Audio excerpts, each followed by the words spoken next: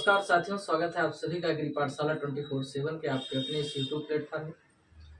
मुझे उम्मीद है साथियों आप सभी लोग स्वस्थ होंगे, मस्त होंगे और ज़बरदस्त तरीके से अपनी होने वाली परीक्षाओं की तैयारियों में लगे हुए होंगे।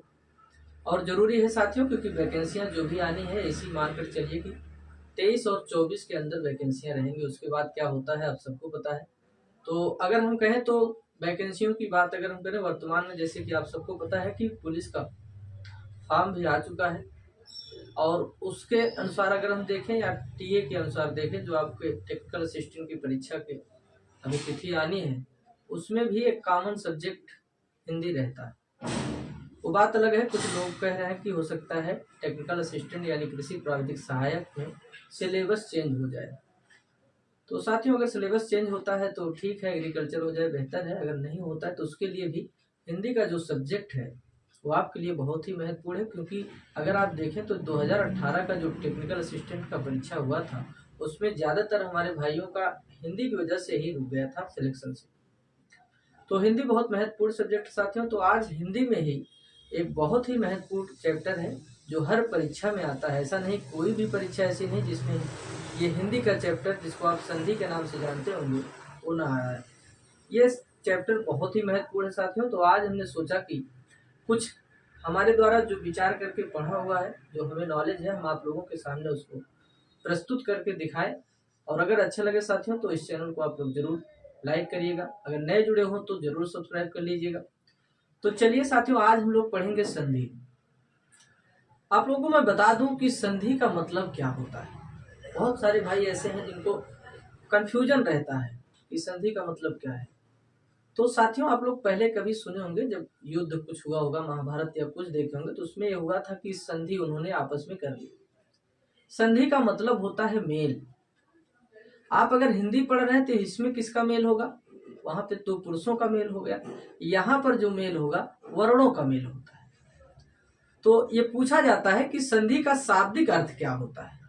अगर आपके एग्जाम में पूछा जाए कि संधि का शाब्दिक अर्थ क्या होता है, तो आप कहेंगे संधि का जो शाब्दिक अर्थ होता है, संधि का जो शाब्दिक अर्थ होता है, संधि का शाब्दिक अर्थ तो वर्णों का मेल आप कह सकते हैं, वर्णों का मेल। ठीक है, यानी किन्हीं दो वर्णों का जब आपस में मेल होता है तो उसे हम लोग क्या कहते हैं? संधि कहते हैं। और वही साथियों, जब उन वर्णों को हम अलग कर देते हैं तो उसको हम कहते हैं संधि विच्छेद।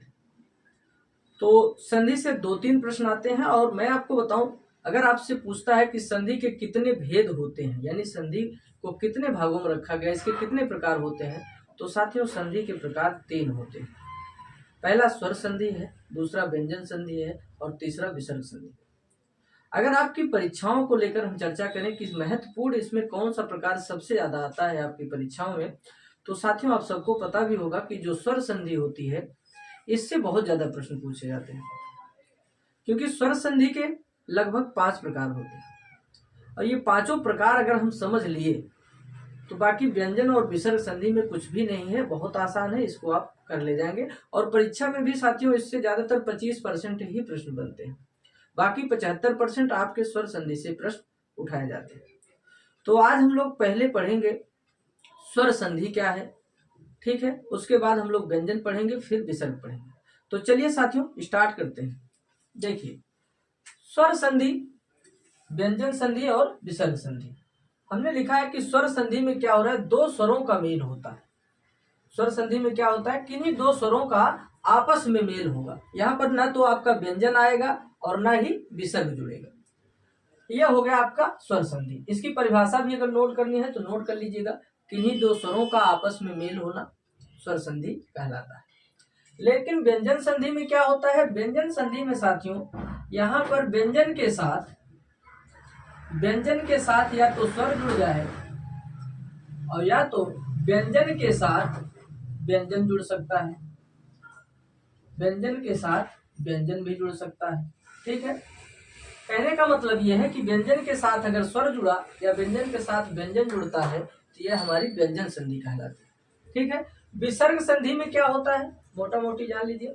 विसर्ग संधि में विसर्ग विसर्ग के पहले अगर व्यंजन जुड़ता है, विसर्ग पहले क्या जुड़ेगा, व्यंजन अगर जुड़ता है तो ये हमारी विसर्ग संधि होगी। ठीक है, तो अब हम लोग स्टार्ट करते हैं संधि का पहला जो प्रकार है स्वर संधि। साथियों यहाँ पर आप लोग देख रहे होंगे कि स्वर संधि में हमने लिखा है कि दो स्वरों का आपस में मेल होना या जुड़ना क्या कहलाता है, स्वर संधि कहलाता है। अब स्वर कौन कौन से होते हैं पहले ये आपको जानना जरूरी है। मैं आपको बता दूं, हिंदी में अगर पूछे आपसे कुल स्वरों की संख्या तो 10 मानी जाती है, और संस्कृत में या कहें या उच्चारण के आधार पर अगर हम कहें तो वहां पर अगर देखें तो संस्कृत में आपके 13 स्वर होते हैं, लेकिन उच्चारण के आधार पर हिंदी में स्वरों की संख्या 11 मानी जाती है। ठीक है, तो यहाँ देखिए स्वर कौन कौन से हैं, अ आ इ ई उ ए ओ औ। इसको हमने ए बी सी करके लिखा है। इससे अभी आपको एक ट्रिक मैं बताऊंगा जिसमें आपको समझने में आसानी होगी। तो देखिए आ क्या है, ई उ ए ओ, इसको 3 खंडों में हमने बांट दिया, ए बी और सी में। ठीक है, अब हमने कहा स्वर संधि के 5 भाग होते हैं। पहला कौन सा भाग है उसको देखते हैं। तो पहला भाग साथियों दीर्घ स्वर संधि है। आप सबको पता भी होगा कि दीर्घ का मतलब जो होता है बड़ा होता है। दीर्घ स्वर संधि में यही होता है कि अगर अपने ही परिवार के यानी जो सजाती स्वर हैं आपस में ही अगर जुड़ते हैं या मिलते हैं तो उससे हमेशा बड़ा स्वर बनेगा। जैसे कि आप यहाँ देख रहे हैं, अगर आ का मेल, अगर आ और आ का मेल कराया हमने तो यहाँ पर देखिए बड़ा आ बना, लेकिन यहाँ पर भी वही बनेगा। अगर छोटे आ का मेल बड़े आ से करा दिए तो भी बड़ा आ ही बनेगा, लेकिन अगर बड़े आ का मेल बड़ा आ से कराए तो भी बड़ा आ बनेगा। कहने का तात्पर्य यह है कि यहाँ पर चाहे छोटा आ छोटे आ से मिले या बड़ा आ बड़े आ से मिले, लेकिन हमेशा दीर्घ वर्ण को ही, दीर्घ स्वर को ही प्राथमिकता दी जाती है, इसीलिए इसका नाम दीर्घ स्वर संधि है।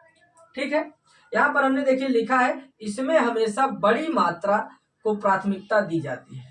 इसको आप लोग जरूर स्क्रीनशॉट ले लीजिएगा, बहुत शार्ट में मैं आपको समझाऊंगा संधि। तो ये आपकी कौन सी संधि हो गई, दीर्घ स्वर संधि। इसके कुछ उदाहरण हम देख लेते हैं साथ, क्या देख लेते हैं, इसके कुछ एग्जाम्पल्स देख लेंगे तो हम लोगों को आसानी हो जाएगी। जैसे आपसे पूछा जाए रामायण, रामायण में कौन सी संधि है, तो यहाँ पर साथियों देखिए बड़ी मात्रा आपको दिख रही है, बड़ा यहाँ दिख रहा है। ठीक है, बड़ा आपको यहाँ पे दिख रहा है। अब यहाँ कुछ करना नहीं है, रमा धन अयन, ये क्या हो गया, रामायण हो गया। क्या बन गया, रामायण हो गया, सॉरी राम धन अयन, ये हो जाएगा रामायण। जैसे विद्यालय देख लीजिए,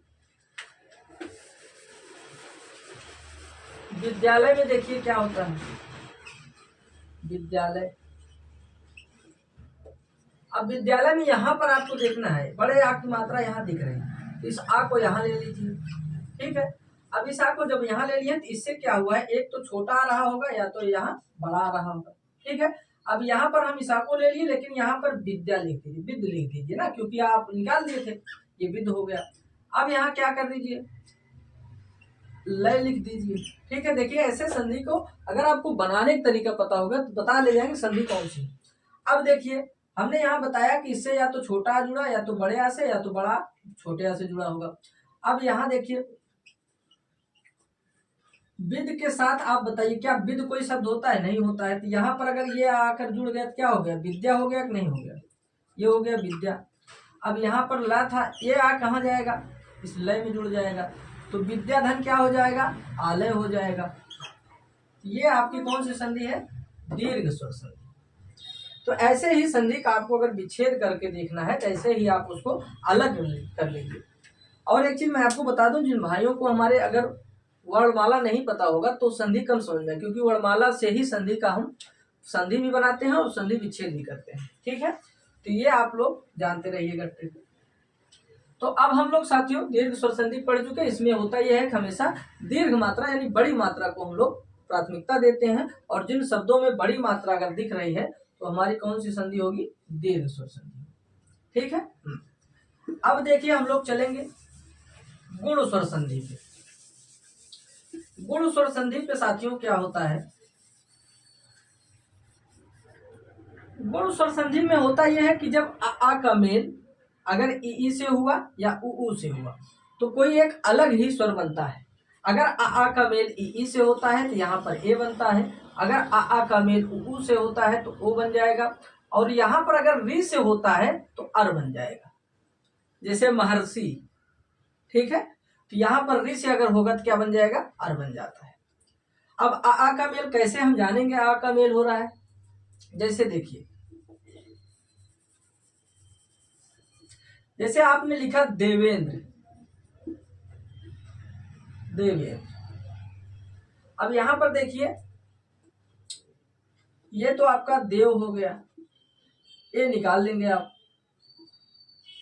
हमने कहा आ का मेल ई से हुआ है तभी यहां पर ए बना था, ठीक है, लेकिन इसको अभी अलग रखिए। अब इससे देखिए यहां पर आप करेंगे आ का मेल ई से हुआ था, अब इसमें छोटी या बड़ी है, इसको देखिए, तो यहाँ हो गया देव और ये ई अलग है और इंद्र हो जाएगा।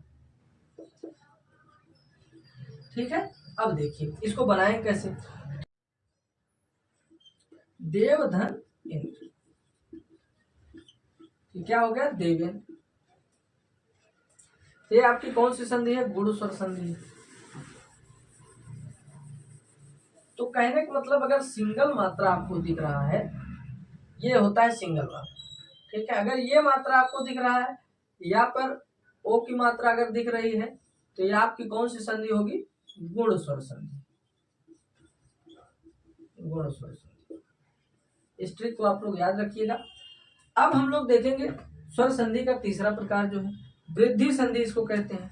वृद्धि से आपको लोग पता होगा कि वृद्धि का मतलब मात्राओं में जहां वृद्धि दिखे वही हमारी वृद्धि स्वर संधि होती है। ये देखिए हम लिखे हुए हैं, मात्राओं में वृद्धि अगर दिख रहा है तो वहां पर वृद्धि स्वर संधि होगी। तो वृद्धि स्वर संधि से बहुत ज्यादा शब्द नहीं बन सकते, इसलिए प्रश्न भी इससे कम ही आता है, लेकिन आता है।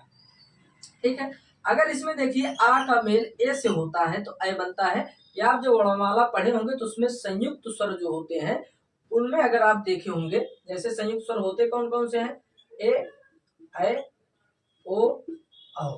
ठीक है, अब यहाँ पर देखिए बनता किससे है, अगर आ का मेल ई से होता है, ठीक है, तो ये बनता है ए। और अगर आ का मेल ए से होता है तो ए बनता है, और अगर आ का मेल उ से होता है ओ बनता है, और अगर आ का मेल ओ से होता है तो औ बनता है। ये आपके क्या है, ये संयुक्त स्वर है साथ में। ठीक है, तो यहाँ पर देखिए मात्राओं में वृद्धि करने वाले दो ही मात्रा है, ए और औ। तो अगर आ का मेल ए से होता है तो ए बनता है, और अगर आ का मेल ओ से होता है तो औ बनेगा। बात समझ में आ रही है कि नहीं। तो ये आपकी वृद्धि संधि की पहचान है, इसको आप लोग जरूर याद रखिएगा। अब देखिए हम लोग देखेंगे यण संधि। यण संधि में साथियों होता क्या है, इसमें या वा के पहले जो होता है कोई भी शब्द जब आता है या वर्ण आएंगे तो आधे में आएंगे, कंप्लीट वर्ण नहीं होते हैं, आधा अक्षर होते हैं हमेशा। तो या वा के पहले अगर आधा अक्षर आता है तो हमारी संधि कौन सी मानी जाएगी, यण स्वर संधि मानी जाएगी। ठीक है, तो यण स्वर संधि में यहाँ पर एक बहुत ही महत्वपूर्ण ट्रिक हम बता रहे हैं आप लोगों को। या के पहले अगर कोई भी वर्ण आ गया है, कोई भी आपका अक्षर आ गया है, तो उसमें आपको कुछ नहीं करना है, आधा अक्षर जो है वो पूरा कर दीजिए। जैसे देखिए ये आधा ता था इत्यादि में, इस ता को हमने यहाँ पूरा कर दिया, तो आधा अक्षर जो है उसको पूरा कर दीजिए और उसमें ई की मात्रा जोड़ दीजिए। जो आधा अक्षर है उसको पूरा कर दीजिए, यानी पूरा लिख दीजिए, और उसमें फिर क्या करना है, ई की मात्रा को जोड़ देना है, तो आपकी संधि हो जाएगी यण संधि। देखिए जैसे इत्यादि है, यहाँ पर देखिए ता आधा है, या के पहले भी है, तो इस ता को हम पूरा कर दिए, इत लिख दिए, और धन यहाँ आद लिख दिए, तो इसका संधि विच्छेद क्या होगा, इत्यादि का इत धन आदि। ये आपकी यण स्वर संधि की बहुत ही महत्वपूर्ण पहचान है, इसको आप लोग जरूर याद कर लीजिए। अब देखिए यहाँ दूसरा शब्द क्या है, वा के पहले अगर आधा अक्षर आया तो उस आधा अक्षर को भी आप पूरा कर दीजिए, और उसके बाद उसमें क्या जोड़ देंगे, ऊ की मात्रा जोड़ देंगे। देखिए जैसे हम स्वाल्प लिखे हैं, स्वाल्प में देखिए यहाँ वा है और उससे पहले आधा सा आया है, तो इस आधा सा को हमने यहाँ पूरा सा कर दिया, उसके बाद यहाँ पूरा अल्प लिख दिया। ठीक, अब यहाँ पर देखिए ये जो सा था इसमें हमने ऊ की मात्रा भी जोड़ दिया। कहने का मतलब यह है कि जो आधा अक्षर था उसको पूरा करके उसमें ऊ की मात्रा, अगर वा है तो ऊ की मात्रा, या है तो ई की मात्रा। आप उसमें जोड़ दीजिए तो आपका यड़ संधि कंप्लीट हो जाएगा। ये बहुत ही महत्वपूर्ण ट्रिक है, इसको जरूर आप लोग नोट कर लीजिएगा। ठीक, तो ये उम्मीद है कि आपको समझ में आ गया होगा। अब साथियों अयाद स्वर संधि, अयाद स्वर संधि से बहुत प्रश्न आते हैं, इसमें कंफ्यूजन होता है, इसका तो ज्यादातर संधि विच्छेद पूछा जाता है। इसमें होता क्या है, अयाद स्वर संधि में जो हम यड़ स्वर संधि में पढ़े थे कि आधा अक्षर आता है या वा के पहले, इसमें आधा नहीं, इसमें पूरा अक्षर आता है। यड़ स्वर संधि में आधा अक्षर आया या वा के पहले, लेकिन अयादी स्वर संधि में पूरा अक्षर आएगा, कोई भी आधा अक्षर नहीं आएगा या वा के पहले। तो या वा के पहले देखिए पूरा अक्षर आता है, अगर या है तो उसमें ए की मात्रा जुड़ेगी, और अगर वा है तो औ की मात्रा जुड़ेगी। कैसे जुड़ेगी, अब देखिए जो या के पहले ये शब्द है, इसमें अगर देखिए आ की मात्रा लगी है तो ए जुड़ेगा, और अगर आ की मात्रा नहीं लगी है तो ए जुड़ेगा। जैसे देखिए नयन है, नयन में अगर आप देखें तो यहाँ आ की मात्रा नहीं है, अब इसमें हम केवल ए जोड़ेंगे, ए को नहीं जोड़ेंगे। जब आ की मात्रा होती तब हम ए जोड़ देते। तो इसका संधि विच्छेद करना है, करिए। अगर देखिए इसका संधि विच्छेद बनाइए तो नयन का संधि विच्छेद देखिए यहाँ है ने धन अन, क्या हो जाएगा नयन। जैसे शयन का आपको बनाना है तो से धन अन शयन, और अगर गायन का बनाना हो तब गे धन अन थोड़ी होगा, क्यों, क्योंकि यहाँ पे आ की मात्रा जो जुड़ गई है, इस आ की मात्रा से क्या बन जाएगा, अय बन जाएगा। यहाँ पर देखिए अय की मात्रा लगी है तो गायन का क्या हो जाएगा, गय धन अन। समझ में आया होगा उम्मीद है। ठीक, अब वा में भी वैसे होगा, अगर आ की मात्रा नहीं जुड़ी है तो वहां पर ओ बनेगा, अगर वा के पहले कोई शब्द है उसमें आ की मात्रा जुड़ी है तो आपका औ जुड़ जाएगा। जैसे देखिए पवन हमने लिखा, पवन में देखिए वा के पहले पा है तो इसमें आ की मात्रा नहीं जुड़ी थी तो ओ लग गया, लेकिन यहाँ पर देखिए पावन में क्या हुआ, आ की मात्रा लगी थी तो इसीलिए इसमें औ जोड़ दिया गया। कुछ है नहीं साथियों इसमें, बस यही यावा का खेल है। यावा का खेल ऐसा है कि कंफ्यूज कर देता है, और परीक्षा में हमको आता हुआ प्रश्न हम गलत कर जाते हैं। जैसे किसी से पूछा जाए नयन का संधि विच्छेद बताइए, कहेंगे नय धन अन, क्योंकि उन्हें इस कंफ्यूजन में होना जरूरी है, क्योंकि उनको पता है नहीं क्या है। तो ये ट्रिक आप लोग बहुत ही महत्वपूर्ण है, इसको जरूर आप लोग याद कर लीजिएगा। आ की मात्रा अगर जुड़ेगा तभी ए होगा या के साथ, और वा में अगर आ की मात्रा जुड़ेगा तभी औ होगा। तो ये आपकी थी अयादी संधि संधि। मोस्टली इसमें एक ट्रिक और भी देखा जाता है कि अयादी स्वर संधि जो होती है ज्यादातर 3 अक्षरों की होती है, 3 वर्णों की होती है, कह सकते हैं। ठीक है, अब 3 वर्णों की मोस्टली होती है, कुछ अपवाद होते हैं, लेकिन अधिकतर देखा गया है तो इसमें जैसे नयन, शयन, गायन, पावन, पवन, ये सब इसमें आते हैं। तो ये हमारी कौन सी संधियां थी, ये साथियों स्वर संधि थी। तो स्वर संधि को एक बार मैं रिपीट कर दे रहा हूँ। स्वर संधि में पहला जो प्रकार है दीर्घ स्वर संधि है। दीर्घ स्वर संधि में अगर कोई भी मात्रा किसी से जुड़ती है तो उसमें हमेशा बड़ी मात्रा को प्राथमिकता दी जाएगी। एक चीज और ध्यान रखना है, इसमें सजाती मात्राएं आपस में जुड़ेंगी। अब सजाती क्या होता है, समान जाति। सजाती का मतलब क्या होता है, सजाती का मतलब होता है समान जाति की, जो समान हो, समान जाति। ठीक है, इन्हें तो सजाती, जैसे आ आपका क्या है, ये सजाती है, ई क्या है, ये सजाती है, उ क्या है, ये सजाती। तो सजाती मात्राएं जब आपस में जुड़ेंगी तो दीर्घ स्वर संधि में उसमें बड़ी मात्रा को प्राथमिकता दी जाएगी। और हमेशा शब्द में भी अगर ढूंढना हो तो आप बड़ी मात्रा अगर देखें तो वहां दीर्घ स्वर संधि लगा देते हैं। दूसरी संधि है साथियों स्वर संधि की प्रकार है गुण स्वर संधि। तो गुण स्वर संधि में हमने आपको बताया कि जब आ का मेल अगर ई से होता है, ठीक है, तो वहाँ ए बनेगा, और अगर आ का मेल उ से होता है तो वहाँ ओ बनेगा। ठीक, जैसे नरेंद्र, देवेंद्र, ये सब क्या है, ये गुण स्वर संधि। लेकिन साथियों अगर हम कहें वृद्धि स्वर संधि, वृद्धि से ही आप जान रहे हैं, मात्राओं में वृद्धि जब देखें तो वहाँ पे वृद्धि स्वर संधि होगी। ठीक है, दैत्यार्य जैसे हो गया, फिर उसके बाद अगर हम देखें तो एकाएक हो गया, ये सभी क्या है, वृद्धि स्वर संधि। ठीक, तो मात्राओं में वृद्धि हो रही ना, तो यहाँ पर क्या हो जाएगा, वृद्धि स्वर संधि। आ का मेल अगर ए से हुआ तो ए बन जाएगा, आ का मेल अगर ओ से होता है तो ओ बन जाता है, वृद्धि स्वर संधि।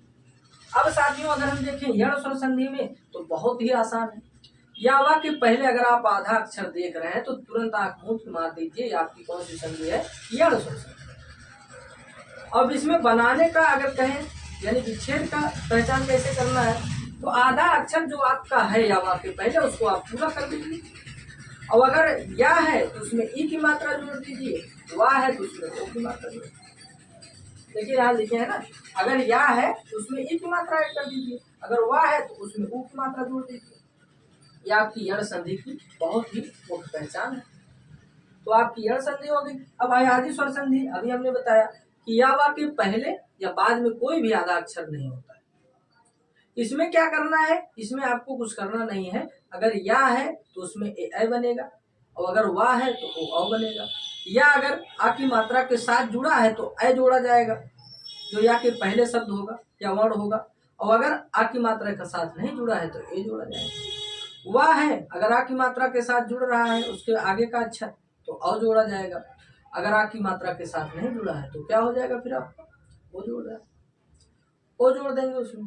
ठीक है, तो ये संधि आपकी 5 जो थी साथियों स्वर संधियां थी, और ये बहुत ही महत्वपूर्ण है। आपकी परीक्षा में ज्यादा प्रश्न, लगभग अगर हम कहें स्वर संधि से 75% क्वेश्चन इसी से पूछा जाता है। बाकी व्यंजन और विसर्ग संधि जो आपकी है वो मानकर चलिए कि लगभग 25% उससे प्रश्न आते हैं। तो साथियों कैसा लगा वीडियो हमारा आज का, आप लोग कमेंट बॉक्स में बताइएगा। आज यहीं तक लेते हैं आप लोगों से विदा। अगर हमारे चैनल से आप नए जुड़े हो तो जरूर सब्सक्राइब करिएगा, वीडियो पसंद आया तो लाइक कीजिएगा। All the best, thank you so much.